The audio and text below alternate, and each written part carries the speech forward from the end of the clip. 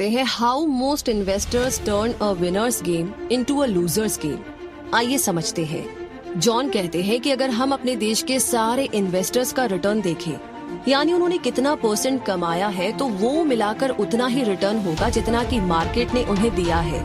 लेकिन अगर इनमें से कुछ इन्वेस्टर्स ने इन्वेस्ट करने के लिए फंड मैनेजर्स की मदद ली है तो उन्हें उनकी कमीशन भी देनी पड़ेगी और बिल्कुल उतना ही उन्हें कम रिटर्न भी मिलेगा। उनका रिटर्न उतना ही कम हो जाएगा जितना उन्होंने कमीशन दिया है। तो आइए एक एग्जाम्पल से हम इसे समझते हैं कि अगर हम कमीशन देते हैं या नहीं देते हैं तो इसका हमारे रिटर्न पर कितना असर होगा। इमेजिन कीजिए कि एक स्टॉक मार्केट है जो कभी ज्यादा रिटर्न देती है और कभी कम, लेकिन एवरेज में हमें 50 साल के लिए 8% रिटर्न मिल जाता है। सोचिए कि एक इंसान है जो 22 साल की उम्र से इसमें इन्वेस्ट करना शुरू करता है और 65 साल की उम्र तक इन्वेस्ट करता रहता है। अब आप बोलेंगे कि इतनी लंबी इन्वेस्टमेंट? तो इसका जवाब ये है कि वैसे भी तो हर कोई लॉन्ग टर्म के लिए कुछ ना कुछ सेव करता ही है। तो इस इंसान ने बैंक के बजाय स्टॉक मार्केट में इन्वेस्ट कर दिया जो उसे 8% का रिटर्न दे रही थी। अब इसके बजाय वो म्यूचुअल फंड में पैसा इन्वेस्ट करे तो फंड मैनेजर उससे 2.5% लेगा, जिसके कारण हर साल उसका रिटर्न 8 - 2.5 = 5.5% का हो जाएगा। अब अगर ये इंसान एक ही बार में 1 लाख रुपया 50 साल के लिए 5.5% पर इन्वेस्ट कर देता है तो उसे फाइनल रिटर्न 14 लाख रुपए मिलेगा। लेकिन इतना ही पैसा अगर वो बिना किसी फंड मैनेजर को फीस दिए 8% पर इन्वेस्ट करता है तो उसे फाइनल रिटर्न 46 लाख रुपए मिलता है, यानी 46 लाख। पहले केस से 300% ज्यादा। तो चलिए इस कैलकुलेशन को समझने के बाद अब समझते हैं टैक्सेस आर कॉस्ट टू, यानी कि स्टॉक मार्केट में कहावत है कि जितना ज्यादा मोशन होगा रिटर्न उतना ही कम होगा।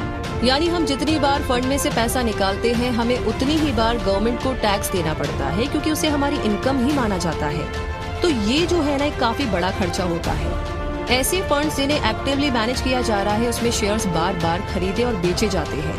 अब आप सोच रहे होंगे कि ऐसा क्यों? ऐसा इसीलिए क्योंकि जब जब फंड मैनेजर को लगता है कि कोई दूसरी कंपनी अच्छा परफॉर्म कर सकती है तो वो पुरानी कंपनी के शेयर बेचकर आपका पैसा नई कंपनी में लगा देता है। लेकिन अगर हम इंडेक्स फंड में इन्वेस्ट करते हैं और लंबे समय तक उस इन्वेस्टमेंट को वैसे ही बरकरार रखते हैं तो हमें पता है कि हमारा पैसा ज्यादा मूव नहीं करेगा। इसीलिए इन्वेस्टर्स को टैक्स भी काफी कम देना पड़ता है। आइए इसे हम एक एग्जाम्पल से समझते हैं। जॉन बताते हैं कि पिछले 25 सालों में इक्विटी फंड का एवरेज रिटर्न 10% रहा है, जबकि अमेरिका के इंडेक्स S&P 500 का रिटर्न 12.3% रहा है। अब ये जो म्यूचुअल फंड है जिन्हें बड़ी एक्टिवली मैनेज किया जाता है, इसमें बार बार शेयर खरीदे और बेचे जाते हैं, जिसकी वजह से इन्वेस्टर को एवरेज में 1.5% का टैक्स देना पड़ता है। इस वजह से फंड का रिटर्न 10 - 1.5 = 8.5% ही रह जाता है। अगर हम S&P 500 की बात करें तो उसमें टैक्स 0.6% के करीब है और ये रेट इसीलिए कम है क्योंकि इस इंडेक्स में शेयर्स बहुत ज्यादा खरीदे और बेचे नहीं जाते हैं। इसीलिए इनका रिटर्न 12.3 - 0.6 = 11.7% के करीब आता है। इसका मतलब ये है कि अगर कोई 1 लाख रुपया 25 सालों के लिए म्यूचुअल फंड में इन्वेस्ट करता है तो उसे लास्ट में 6,17,000 रुपए ही मिलेंगे, यानी कि 6,17,000 रुपीज। लेकिन इंडेक्स फंड में 14,90,000 मिलेंगे, मतलब 14,90,000 रुपीज। यानी म्यूचुअल फंड वालों को करीब 8,37,000 यानी कि 8,37,000 रुपीज कम मिलेंगे। तो इस कैलकुलेशन को समझने के बाद अब आते हैं हम मुद्दे पर, यानी कि सिलेक्टिंग लॉन्ग टर्म विनर्स। कहने का मतलब ये है कि हमें किस फंड में पैसा लगाना चाहिए। तो इसके लिए कहावत है कि don't look for the needle, by the hashtag. John कहते हैं कि घास के ढेर में सुई मत ढूंढो, बल्कि पूरा घास ही खरीद लो।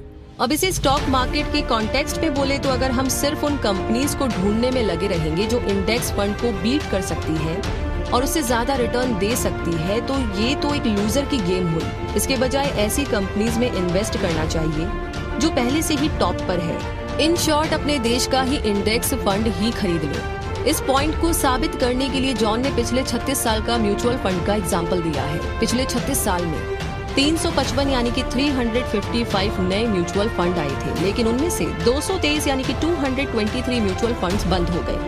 यानी 2/3 से भी ज्यादा आउट ऑफ बिजनेस हो चुके थे। इतना ही नहीं, जो बचे थे उनमें से 60 ने यानी कि 60 ने इंडेक्स फंड के मुकाबले काफी ज्यादा खराब परफॉर्म किया। 48 यानी कि 48 ने इंडेक्स फंड के आसपास परफॉर्म किया और सिर्फ 24 यानी कि 24 ने अपने इन्वेस्टर्स को इंडेक्स फंड से ज्यादा प्रॉफिट कमा कर दिया। असल में इन 24 में से भी ज्यादातर म्यूचुअल फंड्स ने शुरू में ही अच्छा परफॉर्म किया था जब इनका फंड साइज छोटा था। और जैसा कि वॉरेन बुफे कहते हैं, a fat wallet is the enemy of superior returns, यानी जिनकी जेब में ज्यादा पैसा होता है वो बिना सोचे समझे लापरवाही से कहीं भी पैसा इन्वेस्ट कर देते हैं, इसीलिए उनके रिटर्न्स कम हो जाते हैं। इस तरह लास्ट में सिर्फ 3 ऐसे म्यूचुअल फंड थे जो बंद नहीं हुए और इंडेक्स फंड के रिटर्न को बीट कर पाए, यानी 1% म्यूचुअल फंड भी लॉन्ग टर्म में इंडेक्स फंड को मात नहीं दे सके। अब इससे पहले कि कोई सोचे चलो यार इन्हीं 3 म्यूचुअल फंड में हम इन्वेस्ट कर देते हैं, तो रुक जाइए, क्योंकि अभी बात पूरी नहीं हुई।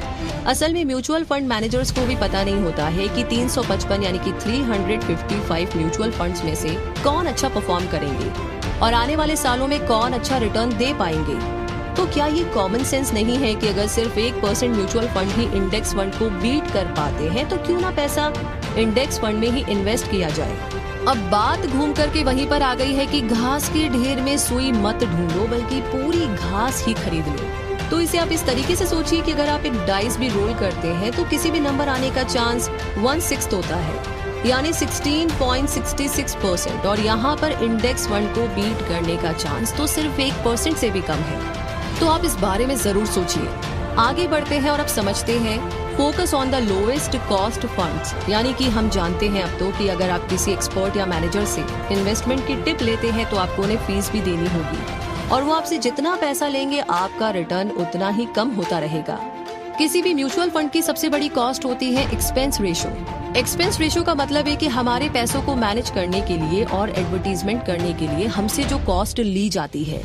म्यूचुअल फंड में मैनेजर ज्यादा एक्सपेंस रेशो चार्ज करते हैं, इसीलिए ये 1 से 2% तक चला जाता है, लेकिन यही कॉस्ट इंडेक्स फंड में सिर्फ 0.1% के आसपास होता है। तो इसे समझने के बाद अब जानते हैं कि बेंजामिन ग्राहम इंडेक्स फंड्स के बारे में क्या बोलेंगे। इन्वेस्टमेंट पर लिखी गई सबसे popular book the intelligent investor और सिक्योरिटी एनालिसिस के ऑथर बेंजामिन ग्राहम के इंडेक्स फंड के बारे में क्या विचार है, क्या थॉट है।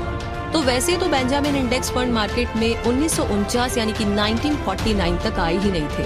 फिर भी उन्होंने एक बात कही थी जो कि इनडायरेक्टली इंडेक्स फंड्स के पक्ष में ही थी। उन्होंने कहा था कि ज्यादातर इन्वेस्टर्स के पास ना तो इतना टाइम होता है और ना ही इतनी दिलचस्पी और लगन होती है कि वो हर टाइम बिजनेस के बारे में ही पढ़ते रहे। इसीलिए उन्हें अपने पैसे डिफेंसिव पोर्टफोलियो में इन्वेस्ट करना चाहिए और उससे जितना भी रिटर्न मिले उसी में संतुष्ट रहना चाहिए। जब आप अपना सारा पैसा किसी एक कंपनी में ना लगाकर अलग अलग कंपनीज में लगाते हैं तो उसे पोर्टफोलियो कहा जाता है। अक्सर लॉस का रिस्क कम करने के लिए कुछ ऐसे शेयर में पैसा लगाया जाता है जो ज्यादा रिटर्न तो नहीं देते, लेकिन उनमें पैसा डूबने का खतरा काफी कम होता है। ऐसे पोर्टफोलियो को डिफेंसिव पोर्टफोलियो कहा जाता है, जिसमें पैसा ज्यादा रिस्की और कम रिस्की दोनों शेयर्स में लगाए जाते हैं। बेंजामिन ने ये भी कहा था कि वॉल स्ट्रीट का मकसद बिजनेस करना है और इन्वेस्टर से जो कमीशन मिलता है मार्केट उसी बेसिस पर चलता है, जिसका मतलब है कि इस मार्केट का नेचर ही ऐसा है कि इन्वेस्टर को बहुत ज्यादा रिटर्न नहीं मिल सकता। शॉर्ट में इसका ये मतलब है कि बार बार स्टॉक खरीद और बेचकर ज्यादा पैसा नहीं कमाया जा सकता, बल्कि सबसे बेस्ट स्टॉक्स में लंबे समय तक पैसा इन्वेस्ट करके ही अच्छा रिटर्न कमाया जा सकता है। हमेशा खुश रहिए, मुस्कुराते रहिए। जय हिंद।